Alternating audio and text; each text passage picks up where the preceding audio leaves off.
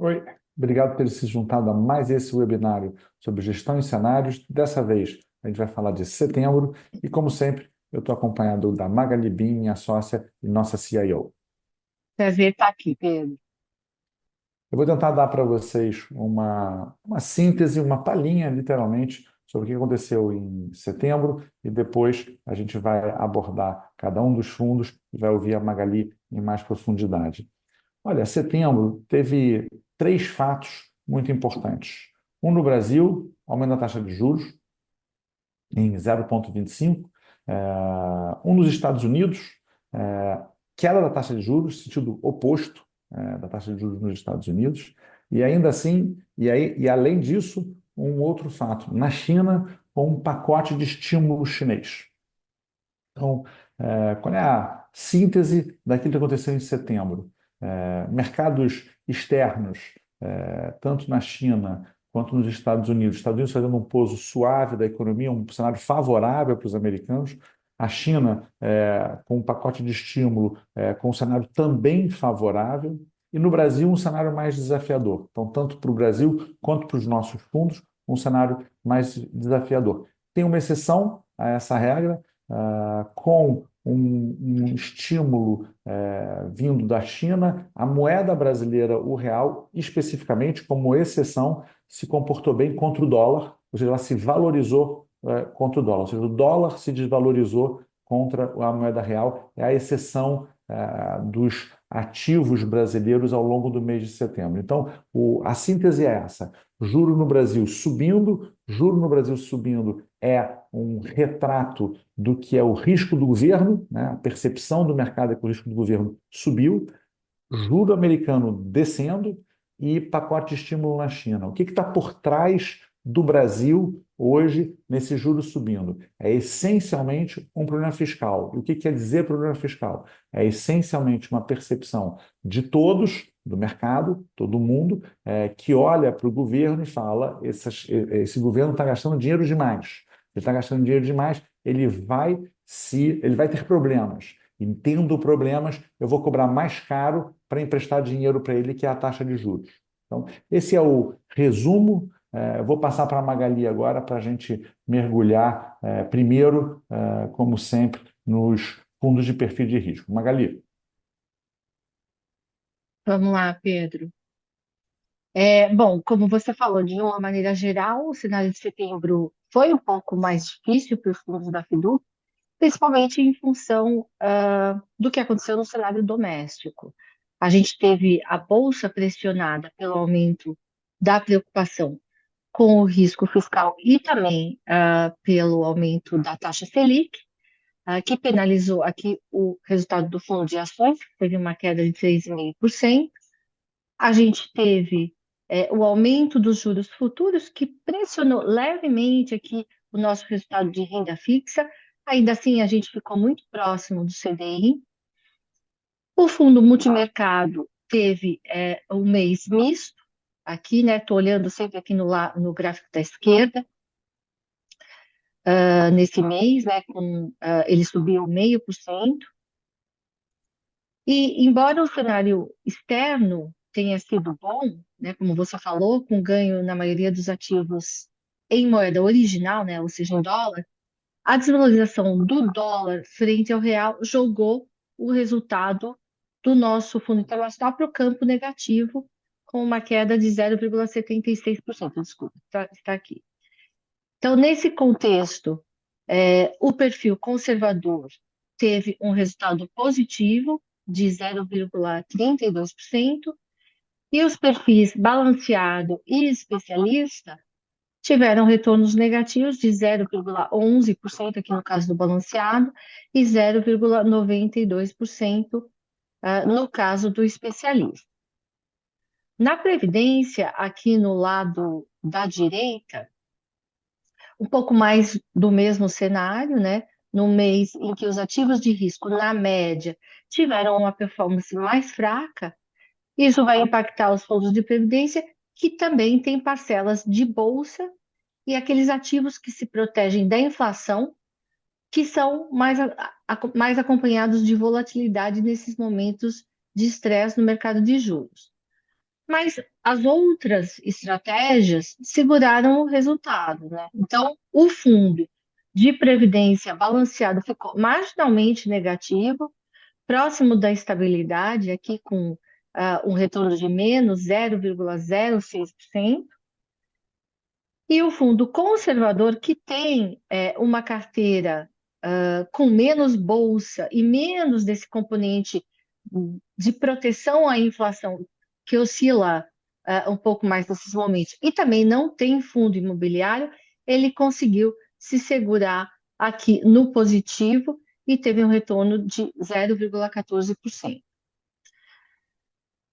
Agora, Pedro, voltando para a alocação dos superfundos especialistas, e quando eu falo dos superfundos especialistas, eu estou falando especificamente do fundo internacional, do multimercado renda fixa e ações, né? Então, eu estou falando da carteira que nós sugerimos para os diferentes perfis de risco, conservador, balanceado e especialista.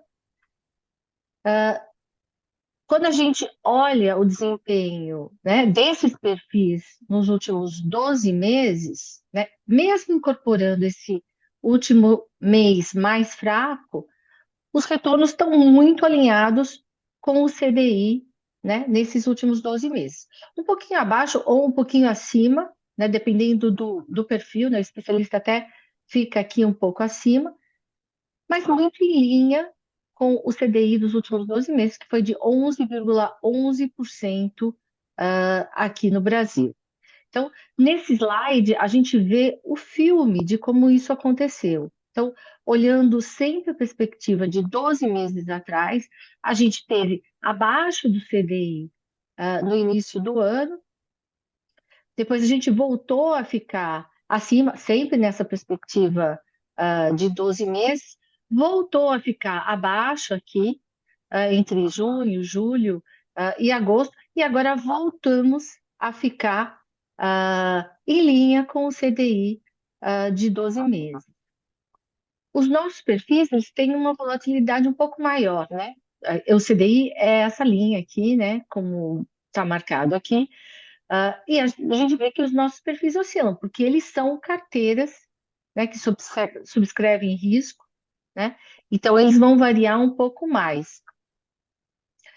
Também acho que é importante notar aqui que os nossos perfis estão bem acima do IPCA, sobre o qual a gente acha que faz muito mais sentido estabelecer uma meta de excesso de retorno de longo prazo.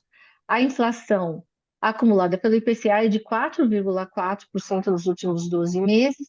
Então, nos três perfis, a gente acumula um ganho real de mais de 6 pontos percentuais também em 12 meses. Então, Posso assim, colocar, pode, claro. colocar um ponto, só, na verdade é só reforçar, né? O seu planejador financeiro, ele tem que olhar o longo prazo, e no longo prazo o que importa é realmente a inflação. É a inflação que vai corroer a sua capacidade de comprar no futuro com o seu estoque de dinheiro que está dentro da sua carteira. O que a gente está tentando mostrar agora para vocês graficamente é que a alocação que você faz dentro da Fiduc, na média, ela tem risco dentro dela, ou seja, a gente compra o direito de ganhar mais dinheiro, que é justamente essa parte de gestão ativa que a gente faz para você. A gente sai daquilo que é apenas renda fixa e entra dentro de outras coisas, crédito privado, até ações ou internacional na ponta dessa alocação. O que a gente está colocando para vocês aqui é que, mesmo tendo tido o último 2 anos desafiador no Brasil, a gente consegue entregar um perfil muito perto do CDI, por hora um pouco abaixo, por hora um pouco acima, mas seguindo em todos os três perfis que a gente está colocando nesse debate aqui, o do mais conservador, o balanceado, que é o mais comum, e o especialista, que é o que busca mais risco e busca mais rentabilidade ao longo do tempo e que se comporta no longo prazo um pouco melhor na rentabilidade, mas, sobretudo, do IPCA, a gente consegue entregar essa inflação com uma margem de segurança enorme hoje em dia para todos vocês. É isso que a Margarida está tentando colocar aqui. foquem sempre no longo prazo, em ganhar mais do que a inflação de forma sistemática, que é o que esse gráfico mostra. Obrigado, Magali. Perfeito, Pedro. Mas também só fazendo um paralelo, né? Se a carteira diversificada, né, conseguiu se igualar a esse indicador, que é o CDI, que é um indicador difícil de bater, em 12 meses, né? Imagina o que que ela pode proporcionar em termos de retorno num ambiente mais favorável para ativos de risco no Brasil. Então, a gente também tem que ter isso em mente, né?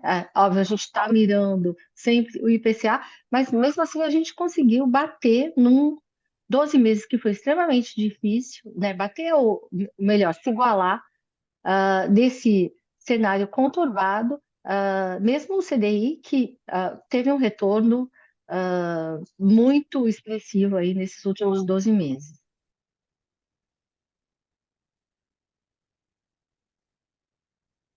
Entrando agora na análise dos fundos, a gente começa pelo fundo de renda fixa, que subiu 0,78% ou 94% do CDI em setembro.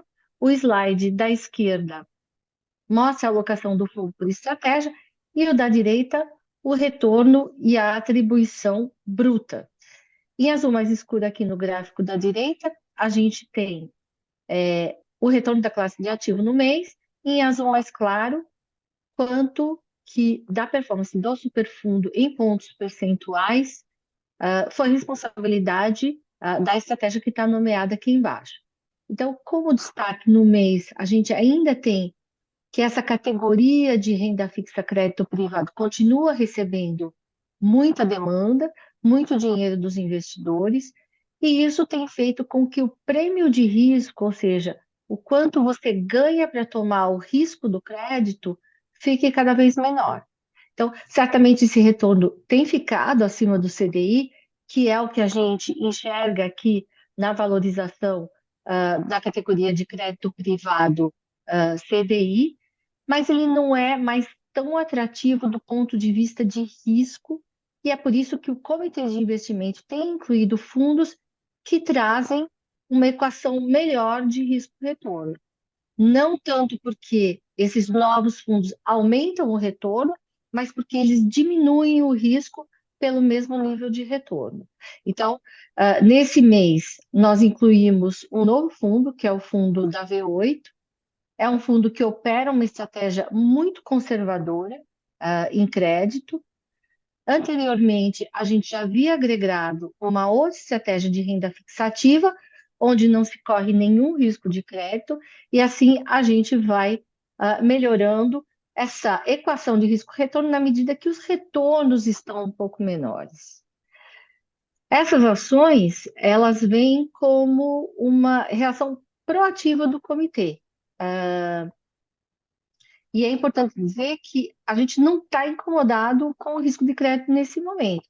Só que a gente não vê o porquê ficar exposto, né, a um risco de crédito elevado no momento que você não está sendo remunerado ah, tão bem, né, por esse risco como esteve, vamos dizer, nos últimos talvez 12 meses. A parcela mais volátil, que é a parcela pré-fixada e a parcela indexada à inflação, que são essas duas estratégias aqui mais para a direita, além de refletir o risco de crédito no mercado privado, elas tendem a repercutir mais o que aconteceu com o risco soberano ou o risco Brasil. E como você falou, no mês foi mal, né? Os investidores exigiram, né, um pouco mais de remuneração em papéis governamentais, né? Isso a gente também observa nas NTNBs, né? E quando os yields, né, as taxas das NTNBs sobem, os papéis privados que também estão atrelados a esse mesmo indexador, IPCA, eles seguem esse movimento e se desvalorizam. Mas aqui a gente continua tendo um desempenho melhor do que o índice de referência, que é o IMAB, né? O IMAB ele caiu 0,7% no mês, né? A gente ficou praticamente estável aqui no crédito privado. Inflação.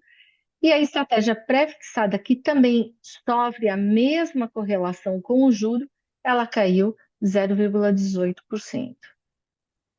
Magali, eu colocaria essa questão de yield para quem está nos ouvindo da seguinte forma: imagina o fato que eu falei no início do vídeo, né? A taxa de juros no Brasil subiu, então ela veio de um patamar um para um patamar 2, tá? É, quem está comprado nos juros a um, quando o juro sobe para 2, perde, porque o novo comprador de papel do governo vai comprar um papel que paga 2, paga mais do que paga para ele. Logo, esse valor é ajustado para refletir uma nova realidade. É isso que aconteceu em setembro, tá? Isso é micro, né? Esse fundo de renda fixa deu 94% do CDI, o que não faz praticamente nenhuma diferença com 100% do CDI, mas é disso que a gente fala no comitê de investimento quando o yield subiu, baixou, abriu a curva de juros, etc. E tal, que é quando a taxa de juros sobe, você que está comprado em um juro pré-existente abaixo, perde. Quando ela desce, quando ela cai, é o contrário, você ganha, porque o novo comprador tem que comprar um preço inferior a uma remuneração inferior, não a um preço inferior, a uma remuneração inferior, e por consequência o seu preço sobe. Obrigado, Magali. Exatamente, Pedro. E isso é essa, vamos dizer, marcação, né, do título que já estava na carteira, é uma exigência da regulação. Você precisa, né, que o seu título seja precificado de acordo com a nova taxa, de mercado, né, que no seu exemplo, ela foi de 1 para 2%. Então, você precisa, pela regulação, precificar o seu título que já estava na carteira a essa nova realidade, como você falou. Mas esse novo preço, ele só realmente vai ter algum efeito, né? Ou seja, essa desvalorização só vai ter algum efeito se você vender o título, né? Se você não vender o título, né? Daquele momento até o final, ele vai render a taxa maior. Ele vai render os 2% e não mais 1%, porque ele já está marcado com essa desvalorização adicional. Então, se você ficar, você vai ter o juro de mercado até o final. E se a gente pegar o período inteiro, né, desde que aquele título foi comprado, ele vai ter exatamente a mesma taxa que foi contratada no momento que ele foi comprado. Então, é sempre bom lembrar disso, porque essas marcações elas podem ser simplesmente temporárias, né? O valor pode ser recuperado aí na medida que os juros vão oscilando. Então, a gente sempre fala para o investidor aguentar um pouco essa volatilidade, porque ela pode não ser uma perda efetiva, né? Ela é simplesmente o jogo da marcação de mercado na medida que o juro oscila. Perfeito. O fundo multimercado teve um retorno equivalente a 61% do CDI em setembro. Nesse mês, a gente ficou um pouco abaixo do índice de hedge funds da Ambima, que reflete o retorno médio dos multimercados no Brasil, mas no ano a gente segue à frente desse índice de referência. As estratégias macro e de crédito foram os destaques positivos. O principal destaque negativo foi essa estratégia quantitativa internacional, que teve um mês negativo por causa da volatilidade da Bolsa Americana, mas esse é um fundo que é destaque de retorno na nossa grade nas janelas médias de 12, 18 meses. As nossas posições direcionais aqui, que são ativos em juro, bolsa e renda fixa, que têm uma expectativa de alto retorno e que também a gente usa para gerenciar a liquidez do fundo, também foram um pouco pior esse mês, né, em função do cenário doméstico. Já a nossa carteira de fundos multimercado macro, né, como falamos, teve um desempenho muito bom. E aqui os destaques foram os fundos Legacy e Gávea, principalmente. Esses fundos, Pedro, ganharam dinheiro apostando na alta de juros futuros aqui no Brasil, né, o que aconteceu, e também apostando na queda de juros nos Estados Unidos. Tá bom? Só reforçando, quando a Magali usa a expressão o índice IHFA, esse índice IHFA, na verdade, é um índice que é um número que pega a média ponderada de todos os fundos de multimercado do Brasil. O que ela está tentando colocar para vocês é nós estamos acima do índice que representa o mercado de fundos de multimercado. E é por isso que é importante a gente trazer para vocês um elemento para poder dizer o quão boa foi a performance do fundo multimercado, porque nem todo fundo multimercado está caçando o CDI todo mês. E nesse sentido, ele pode estar dentro da estratégia dele de dar um pouco abaixo, um pouco acima de um índice como o CDI, mas ainda assim estar melhor do que seus pares comparáveis. Certo. E, Pedro, também vale notar aqui que a gestão ativa do comitê inclui um novo fundo. É, a gente, o objetivo foi ampliar e diversificar a nossa estratégia de crédito, que é essa a estratégia que vocês veem aqui, com 15% de peso. Ele se trata de um FDIC da gestora Solis. FDIC, para quem não sabe, é a sigla para Fundos de Investimentos em Direitos Creditórios.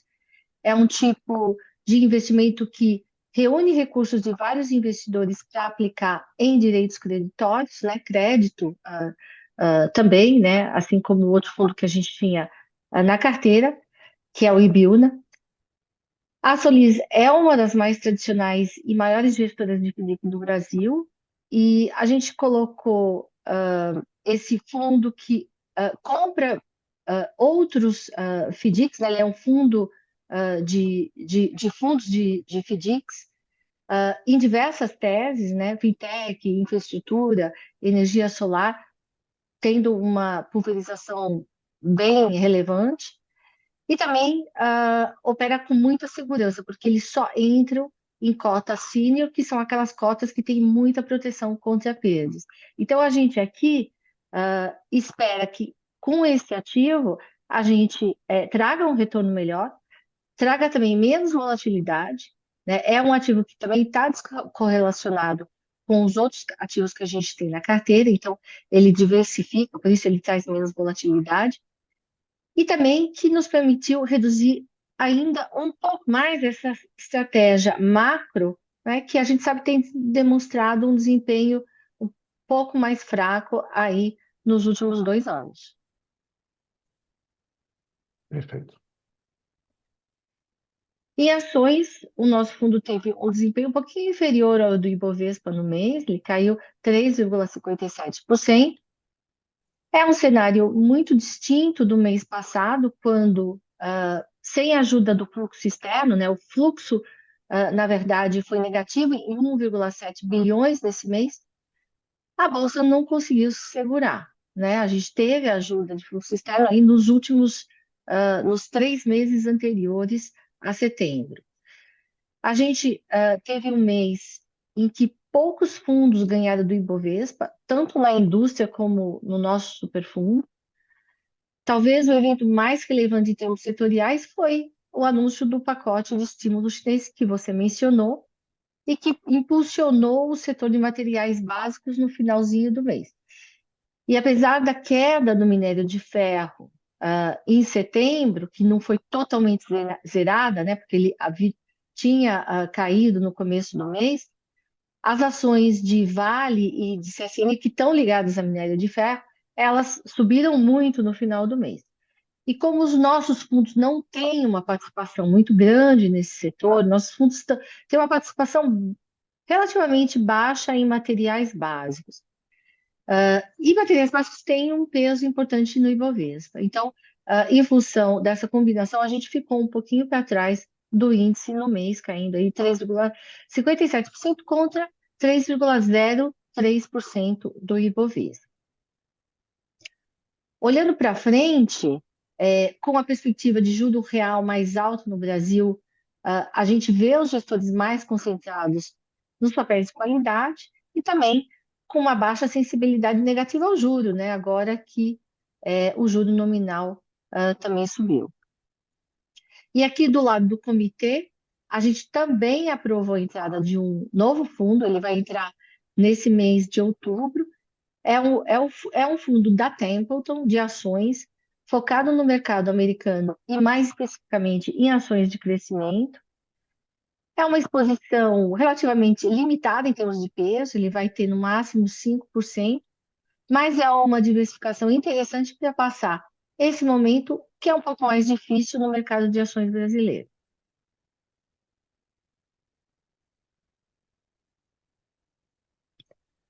Indo agora para o fundo internacional, que caiu 0,76% no mês. O fundo teve um desempenho muito positivo em moeda original, né, em dólar. Praticamente todos os ativos da carteira performaram bem, né? Bolsa Estados Unidos, Bolsa da China e Hong Kong, que a gente tem na carteira, também foram grandes destaques com o que aconteceu na China. A renda fixa americana que nós temos também teve ganhos com a queda de juro lá fora, né, de 50 pontos base, ah, que foi até um pouco maior do que muita gente estava esperando. E o ouro também ajudou, apreciando em torno de 5%. Mas apesar desses bons desempenhos, quando a gente traduz esses retornos de dólar para a moeda local, o retorno fica negativo porque o dólar teve uma desvalorização de 3,58 no mês em relação ao real. O que está por trás dessa desvalorização do dólar, né? Ou, né, dizendo de uma outra maneira, a valorização do real. Né? Como o Pedro falou, teve esse anúncio de medidas de estímulo econômico chinês, né, que promove as moedas de países exportadores como o Brasil, mas também a queda de juro no mercado americano, ela amplia o diferencial de juro entre o Brasil e os Estados Unidos. Isso também tende a chamar dinheiro para o Brasil. Então, esses dois fatores ajudaram a moeda brasileira nesse mês. Mas a exposição ao dólar aqui nesse fundo, ela tem nos ajudado muito, né? Então, se a gente pegar o que aconteceu no ano, até esse momento, o dólar acumula uma valorização em relação ao real de mais de 12%. Então, ela ajudou muito a gente ter essa exposição, não só em termos da geografia do ativo, mas também a diversificação em relação à moeda brasileira. Né? Então, isso tem nos ajudado, né? No mês esse fundo ainda sobe mais de 20%, mas nesse mês a gente viu esse movimento inverso que penalizou um pouco o resultado. Aqui a gente não tem novidades em relação à composição do fundo, né? A gente continua aplicado em torno de 20% nesse fundo da Templeton, que tem gestão fora do Brasil, e ele investe principalmente no tema de transição de energia. E a gente tem cerca de 80% da alocação no fundo Rio Bravo Alocação, que corresponde a essa parcela azul mais escuro aqui no gráfico, do meio, né? Aqui, desculpa, no círculo do meio. E aqui a gente tem, né, o que compõe essa exposição do Fundo Rio Bravo Alocação. Nós temos entre 18% e 20% em renda fixa, bem diversificada, também entre 5% a 6% entre ouro e prata, e o restante em ações bem diversificadas, mas principalmente em Estados Unidos, com um pouco mais de 50%, que é o mercado de melhor performance esse ano. A gente também tem em torno de 14% em China e Hong Kong, né? Dois mercados que foram muito bem em setembro e podem também se beneficiar muito desse tipo de medida que o governo chinês fez, né? Agora, que visa garantir uma meta mínima de crescimento lá naquele país.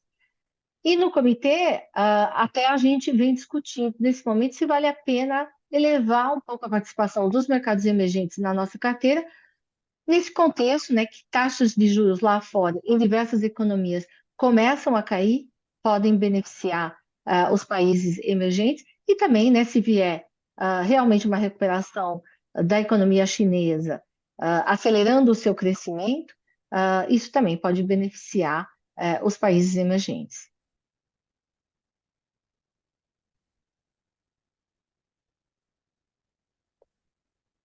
Agora, entrando nos fundos de previdência, antes de falar sobre o resultado por estratégia, a gente sempre gosta de relembrar quais são as diferenças de carteiras entre os dois fundos. Nós temos um fundo conservador e um balanceado, que vão ter diferentes estilos de perfil de risco, objetivos, de retorno, de volatilidade. O fundo conservador vai ter uma gestão mais conservadora em termos de tamanhos e composição das estratégias. Ele entrega um ótimo retorno de longo prazo, mas vai ter uma volatilidade mais baixa. Então, ele é feito para aqueles investidores que não aceitam tantas oscilações de curto prazo. Já o fundo balanceado, ele mira um retorno maior no longo prazo, mas ele é feito para o investidor que aceita mais oscilações de curto prazo, porque ele sabe que está maximizando o potencial de retorno no longo prazo. As carteiras são construídas de modo a refletir esses mandatos, né? Então, o conservador vai ter uma alocação maior que o balanceado a investimentos ah, mais conservadores, né? Como renda fixa, vai ter uma exposição à bolsa e multimercado menor, né? Do que o fundo balanceado. E aqui no balanceado, né, além de ter essa exposição à Bolsa Brasil maior, a multimercado maior, a gente também tem essa caixinha de imobiliário que também traz um pouco mais de volatilidade. E essas diferenças nas construções das carteiras, elas são traduzidas no resultado, né? Então, num mês em que os ativos de risco doméstico não foram bem, os fundos normalmente são impactados pelas parcelas de Bolsa Brasil, aqui, né? Como a gente viu acontecer, e renda fixa indexada à inflação, que também tem mais volatilidade, mesmo tendo aqui, né, no caso do fundo conservador, uma parcela em prazos menores, que eles oscilam menos com a variação da taxa de juros, né? Aqui também o imobiliário ele traz mais volatilidade e por isso a gente pode esperar num momento como esse um desempenho pior do fundo balanceado. Então aqui indo diretamente para os resultados, o fundo conservador teve um retorno de 0,14% no mês, né? A previdência balanceada, um resultado marginalmente negativo de 0,06%, né? Menos 0,06%. Decompondo o resultado bruto dos fundos, a gente observa aqui à direita, nos dois gráficos, que a parcela de renda variável internacional contribuiu positivamente, mesmo com a queda do dólar, né? Ações Brasil com resultados negativos, né? Ações Brasil. Um pouco pior que o Ibovespa, no caso do balanceado, um pouco melhor do que o Ibovespa, no caso do conservador. A parcela de imobiliário também foi um grande detrator de resultados aqui para o fundo balanceado, ela caiu 2,4%, mas um pouco menos do que o benchmark, que é o IFIX, e que caiu 2,6% no mês. Então, lembrando que os fundos imobiliários e a taxa de juros brasileira, elas têm uma correlação negativa, já que elas competem com base em taxa de preferência, pela preferência do investidor. Na parcela de juro real ou renda fixa e inflação, houve um resultado negativo em função do aumento do juro futuro, mas nos dois fundos nós superamos o índice de referência, que é o IMAB, que caiu 0,7% no mês. E vocês notam aqui como essa parcela do fundo balanceado, ela tende a cair mais, né, do que a do fundo conservador, porque nós temos diferenças não só no tamanho, mas na composição dessas estratégias. Então, como eu falei anteriormente, o fundo conservador, ele carrega papéis mais curtos. que sofrem menos com a variação da taxa de juros futuras do que papéis mais longos que estão aqui no fundo balanceado. Mas na volta, né, quer dizer, quando você tem um movimento inverso, o fundo balanceado também tende a se beneficiar mais, né? Então, se a gente vê taxa futura caindo no Brasil nos próximos meses, a gente vai ver um retorno também maior aqui nessa parcela do fundo balanceado comparado ao fundo conservador. Em multimercados, nós fomos bem, nós fomos até melhor do que o fundo Fiduc Multimercado, e a razão para isso é que a seleção de fundos que a gente tem aqui, nós temos menos fundos, né? Porque não faz sentido você ter uma carteira muito grande de fundos aqui, ela está um pouco mais concentrada nos fundos macro que desempenharam muito bem nesse mês, né? Então a gente teve um resultado aqui que superou não só o CDI, como o índice de hedge funds da Ambima, que ficou em 1,08. E, por fim, renda fixa CDI e pré. Nos dois fundos, nós ficamos com um retorno muito próximo do CDI. De maneira geral, aqui, Pedro, a gente tem uma carteira bem diversificada, né? Como a gente viu aqui nesse slide anterior, e sem necessidade de grandes ajustes nesse momento. E com isso, a gente conclui um resumo das principais tendências e resultados do mês. Magali, obrigado. Mês de setembro fechado, a gente inaugura o último trimestre do ano de 2024. Eu sempre reforço que é muito importante você conversar com o seu planejador financeiro. Ele tem duas características fundamentais. Um, ele te conhece muito bem. Dois, por meio do modelo fiduciário da Fiduc, ele tem alinhamento de interesse com você. Conversar com ele, portanto, é sempre uma boa ideia. Procure ele para entender melhor esse vídeo, a carta de gestão que a gente mandou ou está mandando para vocês em relação ao mês passado, e você vai ter um debate sobre esses resultados todos. A todos vocês que nos acompanharam, obrigado pela presença, obrigado pela atenção. Magali, a gente se vê de novo. Abraços.